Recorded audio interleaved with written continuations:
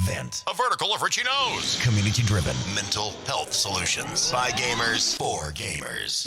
Destigmatizing mental health. It's your brain. Delete the dread from your head. Nothing to lose, everything to gain. Mental health affects us all. We are Vent. No judgment. No judgment. We got ya.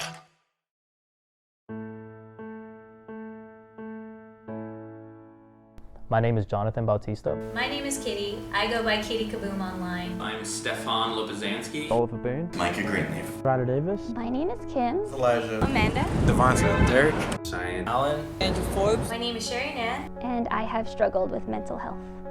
My earliest notions of paranoia came up in high school. My anger, my frustration. It finally starts chipping away at you to one point where you do get kind of down. I suffer with anxiety currently. Loneliness. Isolation. Delusions. Bullying. Sadness. Fear. It was a lot. It was a lot.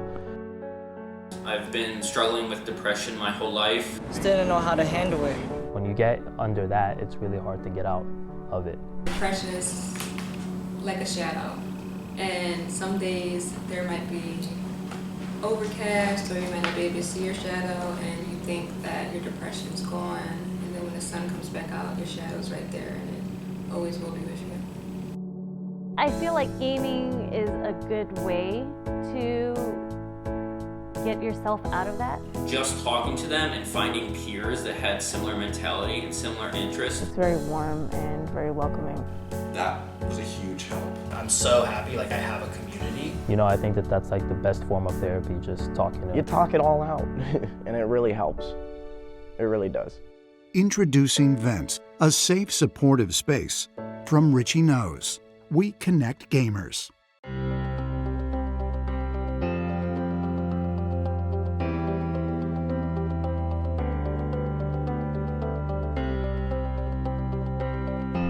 How many times have you been in a situation where you encounter a complete stranger in a random situation? And the person is another gamer who opens up their life to you. Your conversation reveals that you have more in common than you ever would have believed. Welcome to Vent, Overheard. Hey everybody, and welcome to Vent. This is your safe space to talk, listen, and connect with other gamers who, like you and honestly like me, are trying to better connect with our mental health. I am your host for our very first episode of Overheards here at Vent.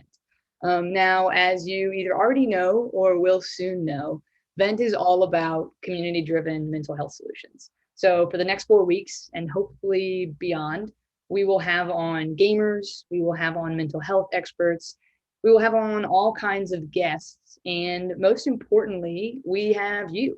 So of course, feel free to kick back and watch tonight's show, but also we really encourage you to join the conversation when you feel like it. Hop into Twitch, Reddit, or Discord.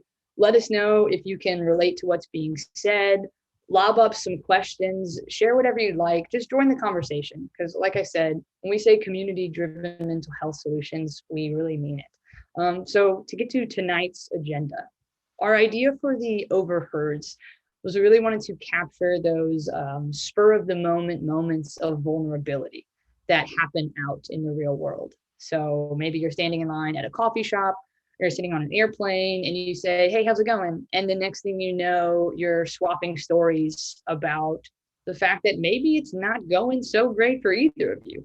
And this is like what happens with a complete stranger. And honestly, I feel like in those moments, even if you don't have that much in common, you still listen, and simply by both being humans, you can relate. And I think what's really cool about those moments of vulnerability that maybe you don't expect to happen is that it can even happen between friends and people who you feel like already know so much about you. Maybe you haven't seen them in a while, or you honestly just like haven't taken a beat to say, hey, what's up? How are you doing? How's it going? Is there anything you need to get off your chest? And that's kind of exactly what you're going to see here tonight. We've got two friends, Leo and Wei, both gamers, both cool guys, and both willing to sit down with each other and just vent. So Jimmy, roll the tape. Yeah, man, it's been a while, man. How have you been? Been good, man. A lot of good news recently. my heart thing, I finally beat it. So I'm like really, yeah, I'm really happy about that. I was going through a tough 2 years. Man, I remember you got in a car accident, had to do a whole rehab for everything. That was all in the same year. Yeah, man. Yeah, it was insane. I had to start taking like tons of medicine and stuff for my heart. That makes sense. Yeah, I was taking like 6 or 7 pills a day. Nice. That was a really tough thing to like deal with.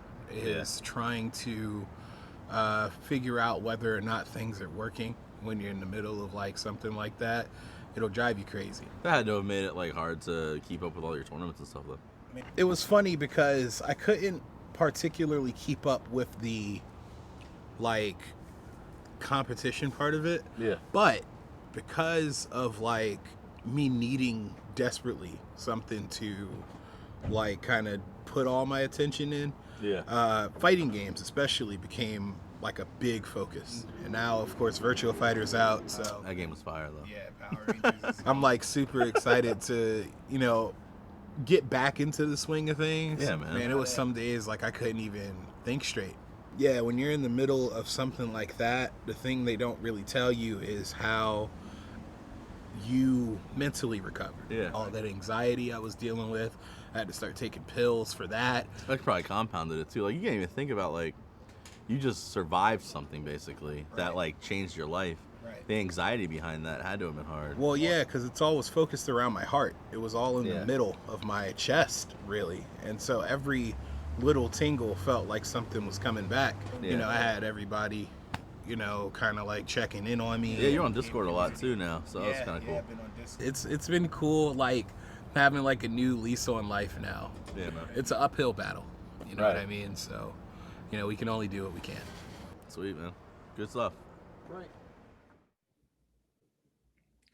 All right, so that was Leo and Wei. And tonight we are going to have Wei back on and dive a little deeper into about kind of what they talked about. Wei is the owner of Pride Stark Empire and could probably do a better job of introducing himself than I can. Wei, welcome to the show. Thanks. How's it going tonight? It's good. It's good. It's funny because in the opening you said like one of the things you said was that you're two friends that might see each other often, but like have never check in on each other. Leo and I lived together. We lived together throughout all of COVID, and we moved in. We actually moved into a house the day COVID started, which is really weird because I remember like we called the internet guy and he was like, "I'll come next week." I was like, "No, you won't. You'll come right now because I don't trust you're going to be here next week." But I was like, but he was really depressed for most of COVID. And I remember COVID like hit me really hard too, where we lived together, but we didn't ever see each other. Even though we couldn't go anywhere, we were just in separate rooms in a house. And like every once in a while I'd be like, I made dinner and then I'd leave it on the stove and go back to my room. And I mean, there were like a month would happen and we would be like, yo, where have you been? We'd be like just next to each other in rooms. And did you guys know each other before moving in together? Oh yeah, he was my best friend for I want to say like almost 8 years now. I met him when I first moved to North Carolina, which is where we live, and he was my first real friend here, and we became business partners because he really wanted to. He's an incredible musician slash producer. You would need to listen to his music; it's incredible. But he always was going through. When I met him, he was just starting like a lot of the hard times that we talked about, and nobody would employ him, and like he couldn't get any sort of like real job because he had heart condition or he would have like this, and like I said, he got in a car accident, had to go through rehab, and he was like, I don't know what to do anymore, man. And I was like, I got you. Like, I mean, you're like one of my best friends, and I see you going through it. We'll work through it together. So I mean, we figured it out being entrepreneurs together. And we built something amazing. I mean, it went from being just Pride Stark Gaming to becoming, we call it the Pride Stark Empire now because we do so many things for so many people.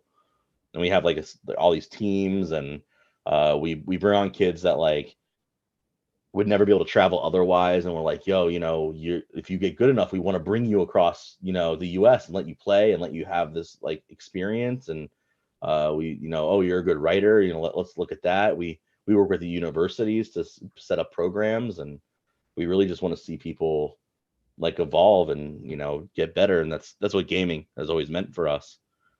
And finding that like kind of twin flame in Leo was a big deal for me. Do you think like finding that together and diving into something that, one, you're obviously both so passionate about, and two, it takes a lot of work.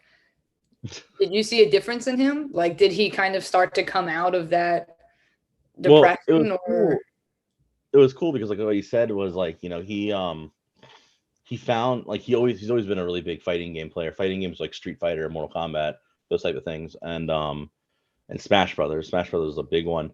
And it's funny because he'll always tell you he hates Smash Brothers, but it's the one he plays the most. It's the one he likes the most. So I don't know how that works, but like he really like built this little group of people that like really hold each other accountable for their not like their well-being, but like they check in with each other like all the time. And that's how we were able to sit next to each other in rooms but never talk to each other, is because we were always doing something with these people that you consider really good friends that we couldn't see each other anymore because of the COVID stuff. And then finally it was really interesting because I think Leo and I realized that we just hadn't spoken to each other in like 3 weeks at one point. And I was like, Leo, we should like watch something in the living room. Like we should utilize the living room once. Like there's a TV in there. I don't know. Like it was funny because like we would like message each other while watching shows, but we'd be watching the same show on our computer in our room. And then like he'd be like, oh, did you mow the lawn today? I'm like, yeah. He'd be like, oh, it looks great. Like, but we would never like have these like moments where you're supposed to check in with your friends. And it was weird because for me, I never imagined Leo being depressed. And then I'm the same way, where you'd never, like, everybody's like, I try and hold everybody up on my shoulders and smile the whole time. So, like nobody would ever really know I'm depressed until it's too late. Yeah. You learn a lot about people when you live with them, I feel like, because it's like, I feel like I would be the same way, but that's your moment of refuge where you can like recess back into your room. And so when you live with people, you're like, oh, I can't hide this anymore. Like they are going to see me when I'm at my lowest. They're going to see me when I honestly need someone to say, I got you. It's cool that you were able to say that and really follow through with it too. Cause I feel like that must be tough. Yeah. I was gonna say, it's been really funny. We switched up the way our house is now. Like my office is now in the living room, like on the side. Like if you look in the background, you see that's our front door. So like I'm in the living room, so I'm now in the space. Like you have to see us, like we have to see each other if we live in this house now, because his studio is one of the extra rooms. But like when he comes out of it, like we're just now like we're always around each other now, and it's funny. So it's not just when. Do you think he feels better after simply talking to you, spending time with you, actually watching the same content together? Or was it something where you felt like when you guys did maybe want to talk about something, he felt like he was coming to you for an answer? And I guess, how did it feel to be you in this situation, knowing your friend is struggling so much and you're the one who said, I got you? Does that put pressure on you? I mean, I've always been that friend or that person in my life. Like I grew up in like a little group of friends because we all basically were, for whatever, or for better or not, we just grew up without families. And that's the best way to put it, without being too intimate about it. And like we had to like lean on each other like our whole lives. And then like most of them passed away during my college years, and like we just fell apart because the friend groups fall apart as you get older. But I learned when I was younger that like if you don't have somebody that you can talk to, especially as a guy, like a lot of guys don't ever vent to people. Like they hold it in and then freak out and have like crazy moments. And I was like, because guys don't have anywhere you can go. Like you're not supposed to cry, you're never supposed to have any sort of emotion except for be the hero or you should be Captain America or you're a villain. Like those are the two ideas that guys are given, and it was never okay for me because like I was the very depressed person that like didn't want to be alive half the time, but had to smile and grin it and bear it because I was also the leader or the person that every one of my group looked up to.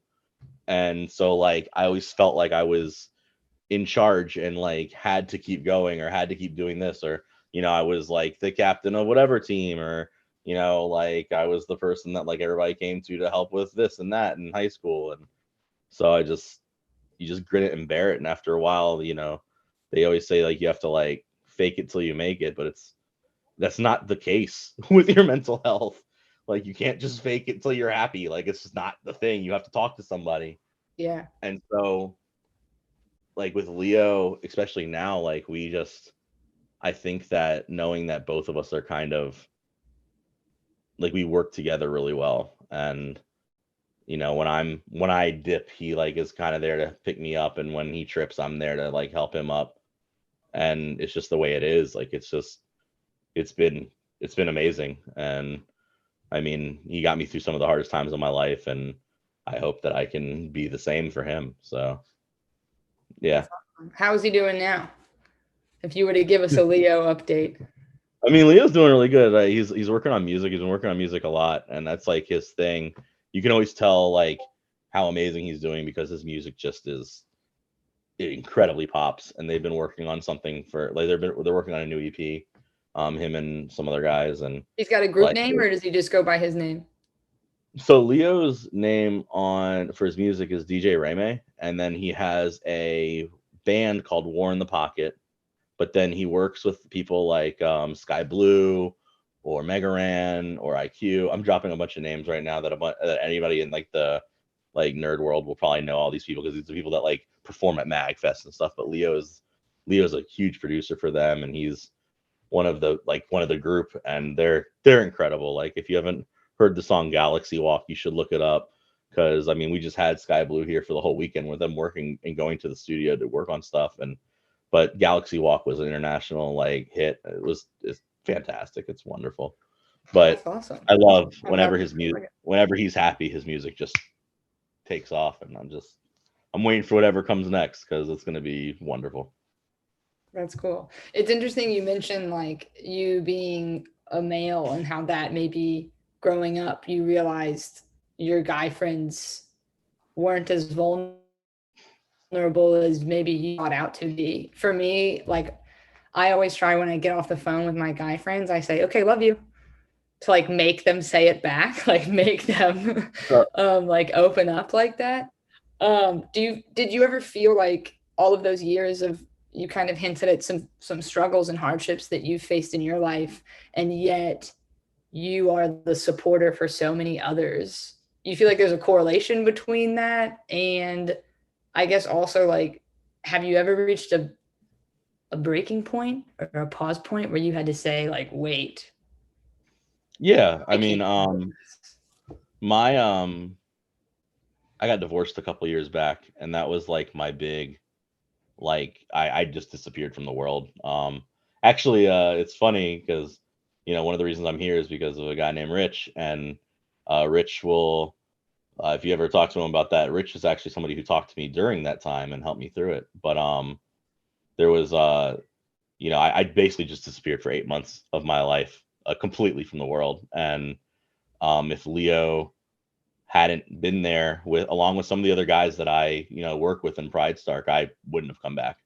There would be this wouldn't be happening. I was just decidedly done with everything.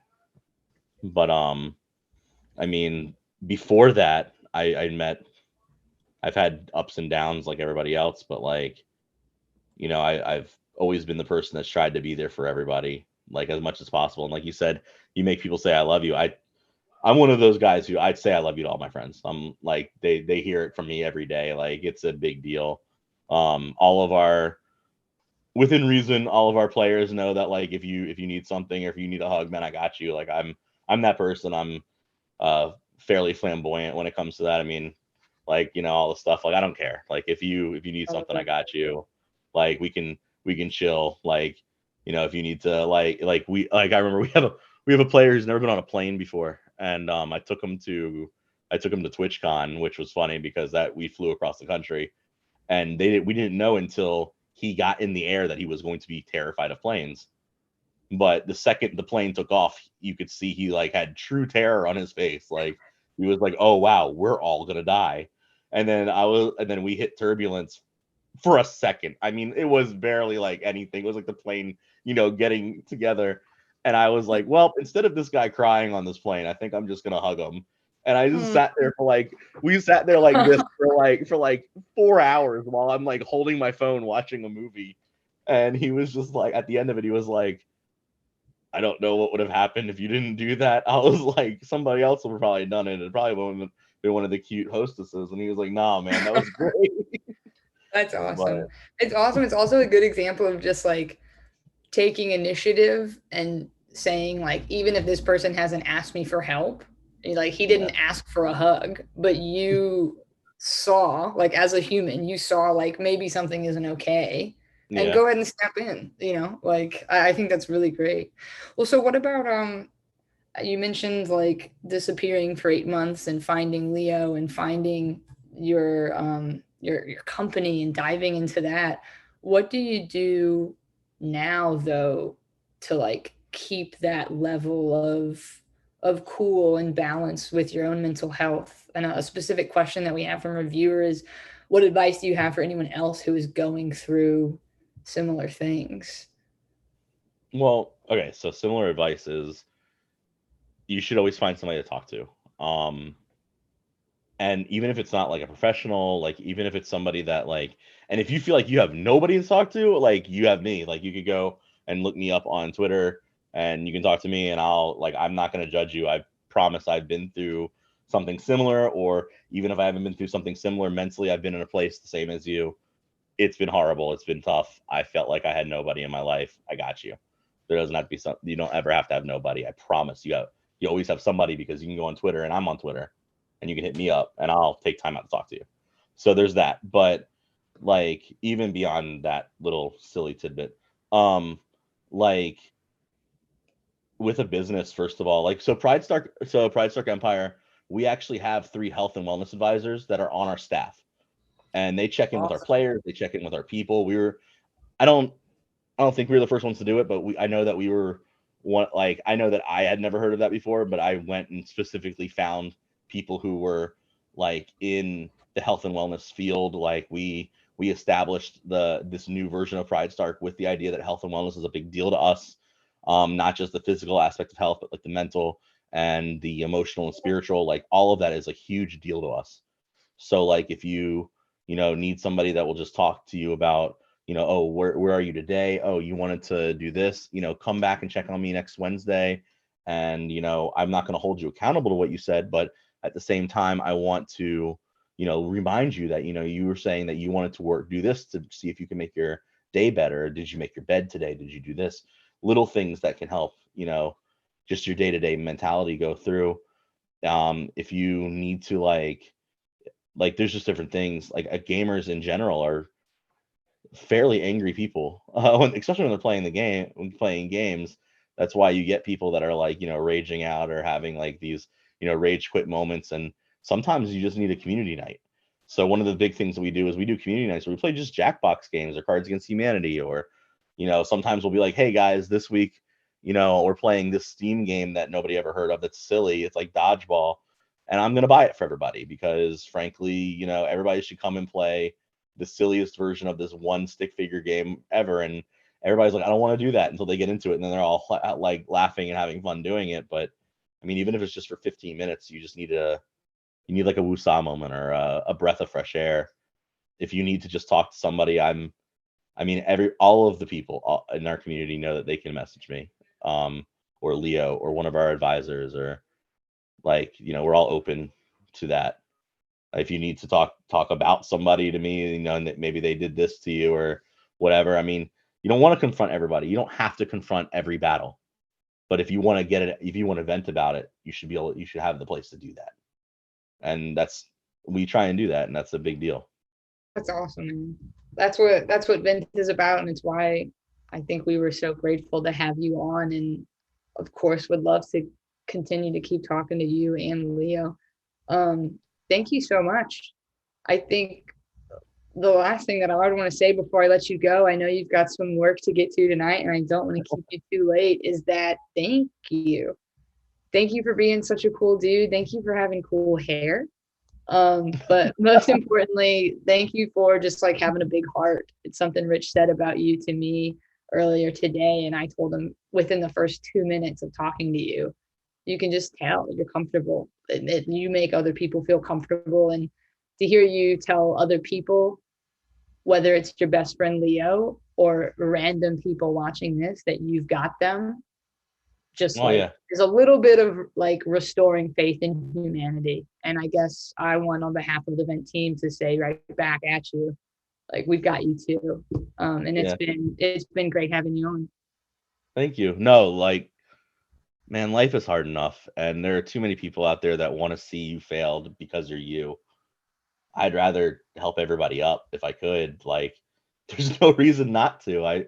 You're playing video games. Like, we're playing video games.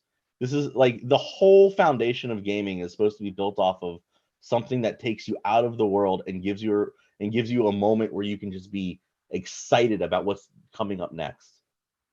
So why troll? Like, don't get me wrong, I'm a huge troll, but like, why ruin somebody's day over this? Like, be fun.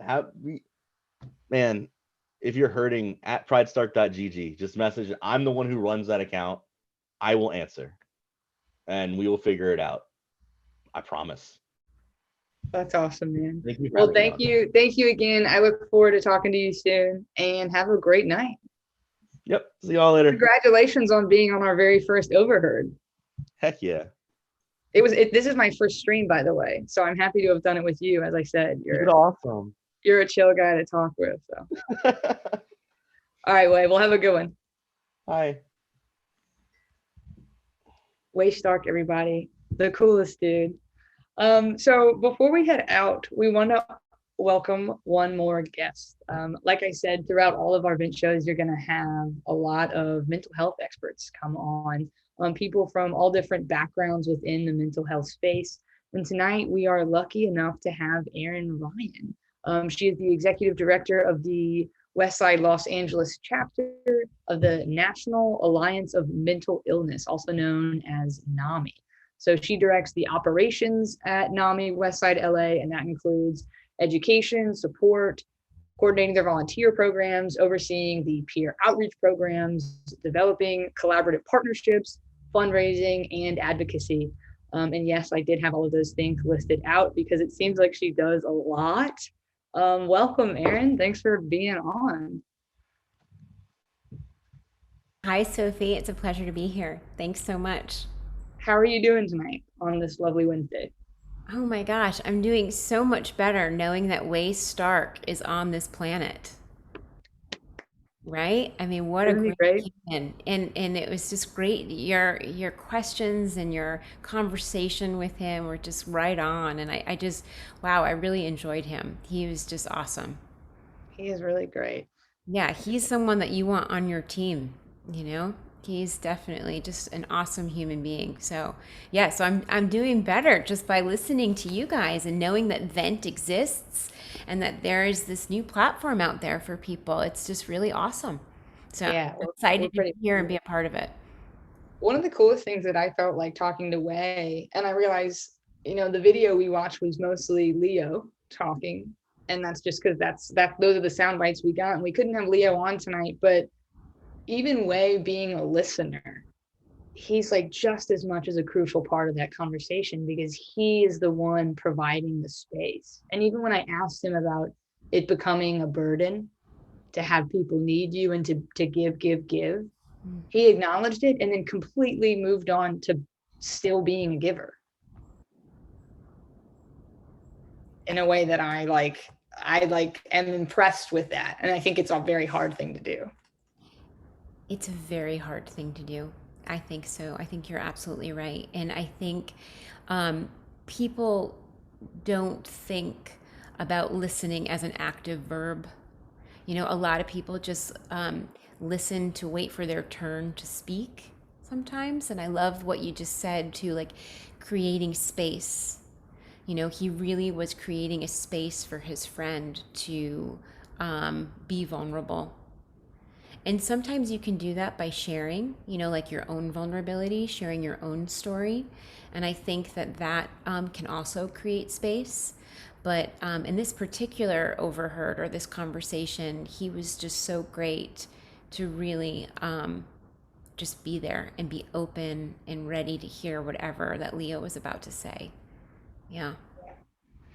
Do you feel like, obviously, like having you on from NAMI, you guys we're so happy to be connected with you throughout this journey event, and to have you guys as a resource, and a resource to other resources, because a lot of times that's what's so helpful.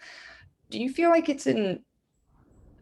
how would you go about if you're a friend who is talking with another friend and they're opening up and you feel like you've given them space and you're out of options now? Do people react well to say like, hey, why don't you check out NAMI? Why don't you check out getting a therapist if you've never had one? Is that something do you feel like that's often an easy conversation to have, or does it sometimes like make people defensive when you try and like offer them resources?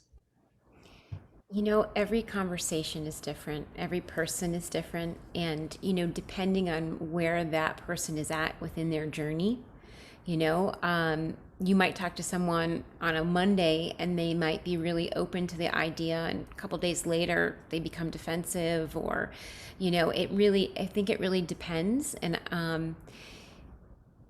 in a journey is not linear. It's not like, okay, so we found what's going on and then all of a sudden we're going to do this and this and it's going to work out and that's what's going to happen. Recovery or any journey really has its ups and downs, and it's not something that's a straight line.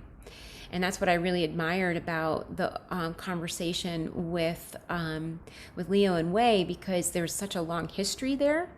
And that particular, and it seemed like, okay, he identified like, all right, we haven't seen each other in 3 weeks. Like, what's going on, man? Like, let's, I know you're watching this show. I'm watching this show. Let's go here. So again, creating that space, meeting that person where they're at. So I guess too, it's almost like a scan that you have to kind of see where your friend or your loved one or yourself for that matter, because let's take a look in too, because we have to show up for ourselves so we can show up for our friends and our community. And you might not be ready to have that conversation, or you might not be available to have that conversation with yourself or your loved one. But I think knowing that there are resources available, I think those things need to be talked about. So just like Wei said, like, hey, man, I'm there, shoot me a text, whatever. Same with NAMI LA. NAMILA.org, we have free resources and they're available. So people need to know about it, so when they are ready, they know that they're not alone, and it's okay to not be okay, and there are people and resources out there for you.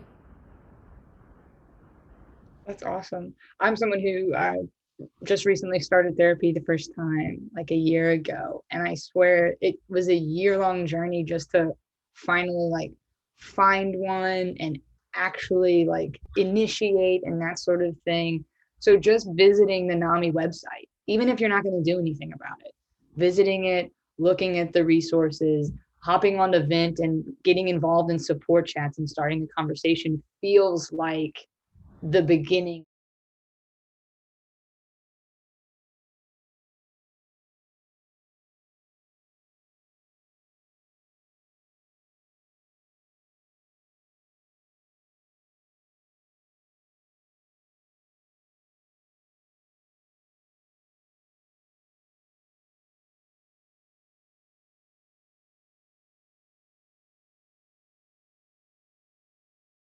So we provide educational classes, free educational classes, support groups, presentations. There's different levels of way of getting involved in advocacy if that's something that interests you. But I think a lot of our cornerstone programs are really focused on education and communication. So giving people the tools to have these conversations and so that people can get the help that they need. That's awesome. Tools for conversations is such a, you wouldn't think that you would need it, but when it's something like mental health, it's a vulnerable thing. It can be hard to talk about, and it can be hard to feel like you're responding appropriately. Absolutely. You know, there's a wonderful book by Dr. Javier Amador, and it's called I'm Not Sick, I Don't Need Help. And he talks about this one method of communication that he identified as LEAP. And it's an acronym that stands for listen, empathize, agree, and partner and plan. That's what the P is. So a key element, and exactly what Wei did with Leo, was listen. That's the first letter of that communication tool, is to listen.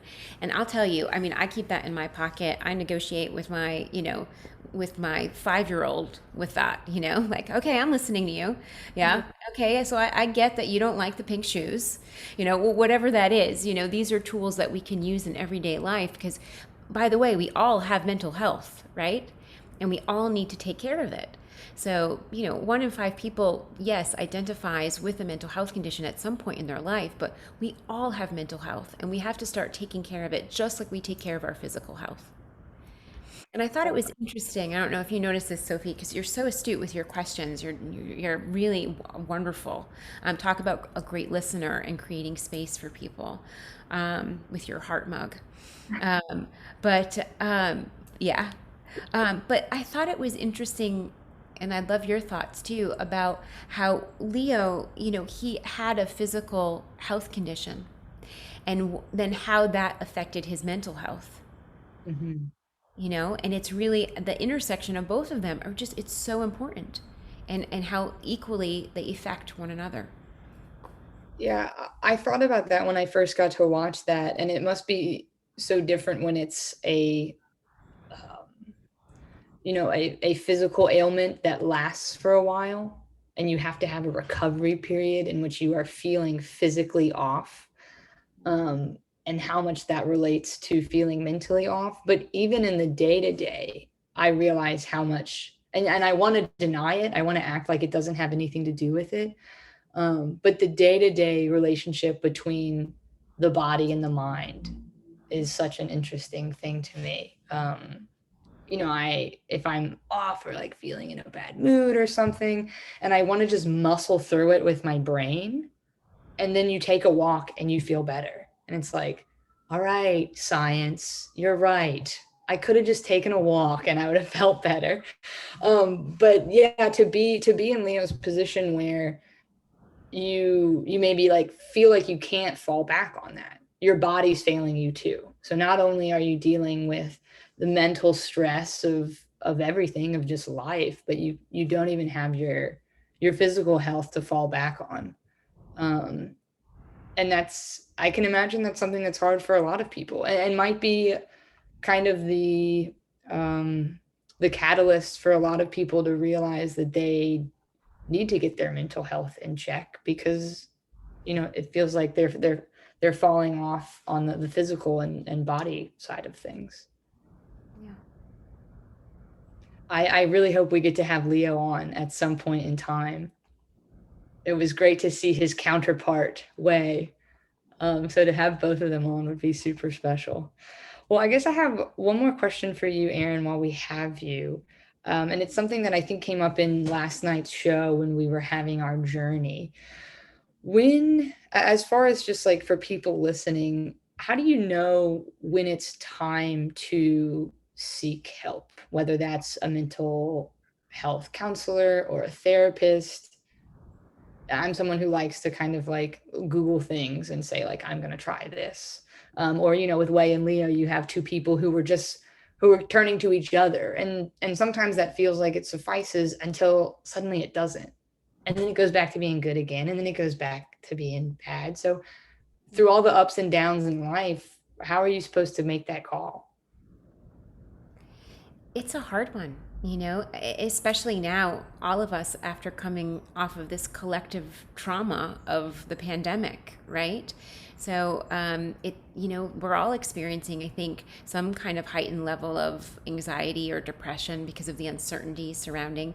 I think probably, or even social anxiety going back to in-person life or whatever that looks like, So there is kind of a collective feeling that's happening right now. But as far as when you think to ask or you start feeling that you might need additional help, we actually talk about this in one of our signature programs called Ending the Silence. So Ending the Silence is an amazing youth initiative that we have, that we go into middle and high schools, and we talk about mental health with students. Really opening up the conversation, eliminating the shame and the stigma that's surrounding mental health, and really kind of shifting the conversation for the next generation so that they can feel more free to talk about their mental health. And one of the slides in our, because we have like a PowerPoint presentation that really talks about the warning signs, things like this, and then we have a youth presenter that kind of shares their own personal journey. But those warning signs, for high school students, a lot of them are like, well, hey, I'm in high school. These are natural feelings. Like, this is happening every day for me. Like, do I have a mental health condition? Like, wait a minute, stop the press, right? So for me, when I give these presentations, I talk about two things that I think are really important, because we all have mental health and it's natural to have these feelings. It's natural to feel anxious or depressed. Especially if you have a big test, or if you're, doing a live television show or whatever that may be, but when it's duration and intensity, those are the two things. So duration and intensity. So if that duration of those feelings become heightened and elevated for over 2 weeks, that's when you have to start saying, wait a minute, I can't get out of bed. I'm not doing my normal day-to-day tasks. Your hygiene goes by the wayside. You're not eating correctly. You're not going outside to get fresh air, vitamin D, all of those things that you might take for granted, drinking water, getting enough sleep. So intensity and duration. So if they become so intense and they last longer than 2 weeks, that's when you have to say, call a friend. Talk to a trusted adult, talk to someone that you love, or a medical professional. Go to namiLA.org. There's support groups. Talk to someone, and I think that maybe Way identified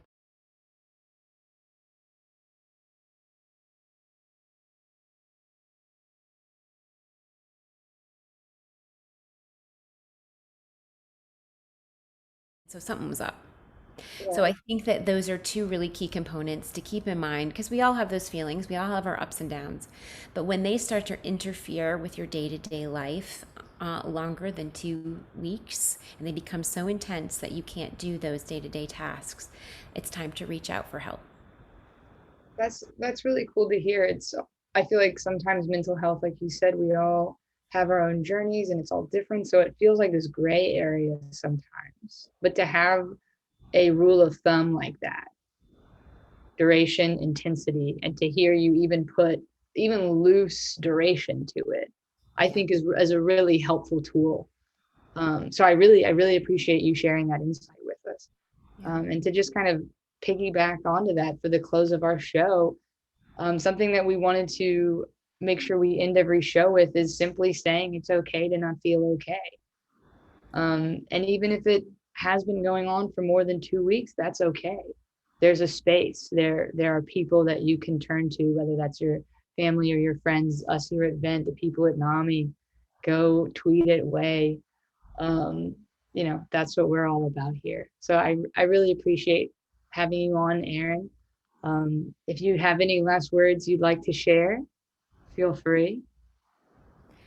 I'm just really excited about this platform, this community. You said in the beginning, it's just community-driven mental health solutions. And it's just really, I love the feeling of the community. My husband is a U.S. Army veteran.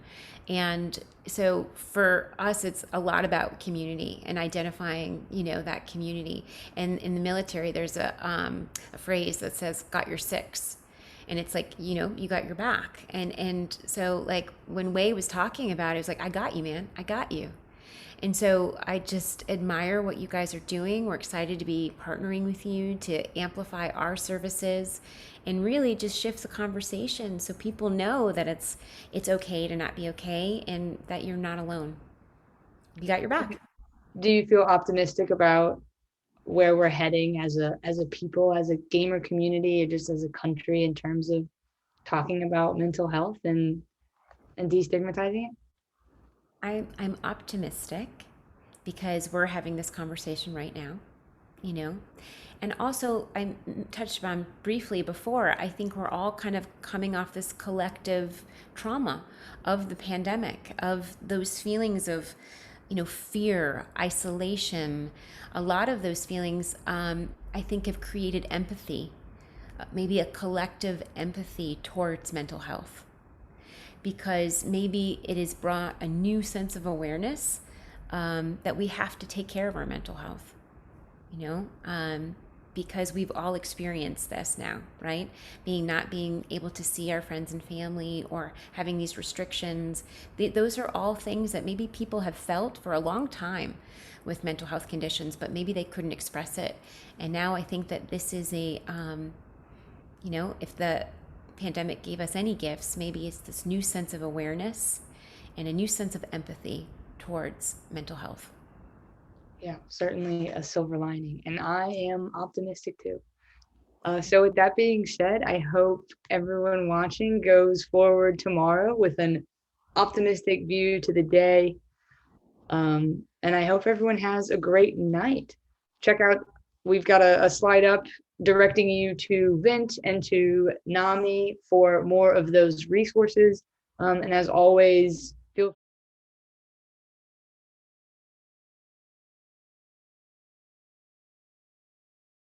tomorrow night.